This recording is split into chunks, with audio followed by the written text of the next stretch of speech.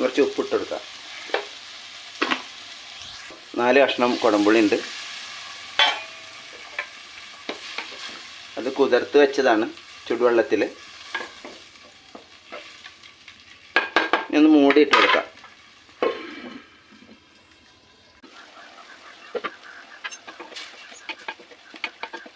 അര ടീസ്പൂൺ ഇത് മഞ്ഞൾപ്പൊടി, 1/2 സ്പൂണ് മുളകും പൊടി, കുറച്ച് കറിവേപ്പില ഇട്ട് കൊടുത്തിട്ടുണ്ട്. 3 വെണ്ടക്ക ഇട്ട് കൊടുത്തിട്ടുണ്ട്.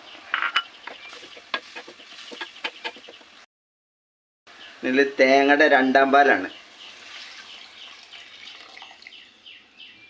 1 തേങ്ങയുടെ 2-ാം പാലാണ്.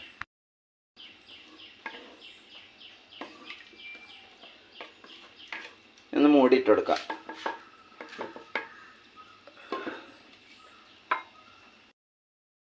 തുറന്ന് നോക്കാം.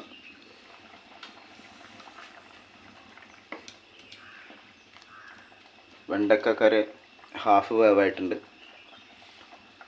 അടുത്തത് ചെമ്മീനാണ്. ചെമ്മീൻ ക്ലീൻ ചെയ്ത് വെച്ചത് ഇട്ട് കൊടുക്കാം. ക്ലീൻ ചെയ്ത് വെച്ച ചെമ്മീൻ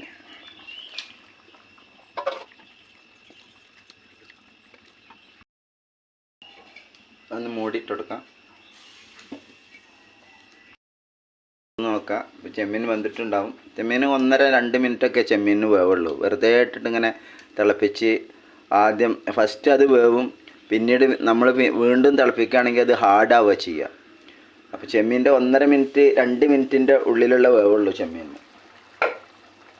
ഇത് വെന്തിരിക്കണ്. ഇതിൽ 1-ാം പാൽ ഒഴിച്ച് കൊടുക്കുകയാണ്.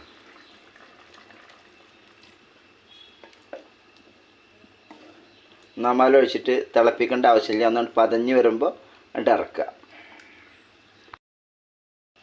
ഈ സ്റ്റേജിൽ കുറച്ച് കറിവേപ്പില ഇട്ട് കൊടുക്കുക.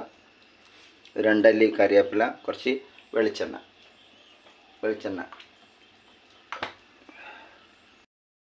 അത്രേ പണിയുള്ളൂ. ഇത് റെഡിയാണ്. ഓക്കെ, അപ്പോൾ എല്ലാവരും ഒന്ന് ഉണ്ടാക്കി നോക്കുക. എന്നിട്ട് കമൻറ്റ് ചെയ്യുക.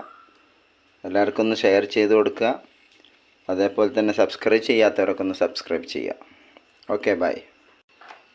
കറി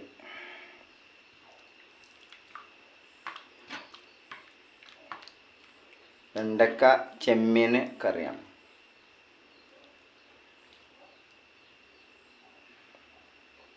സൂപ്പർ ടേസ്റ്റാണ്.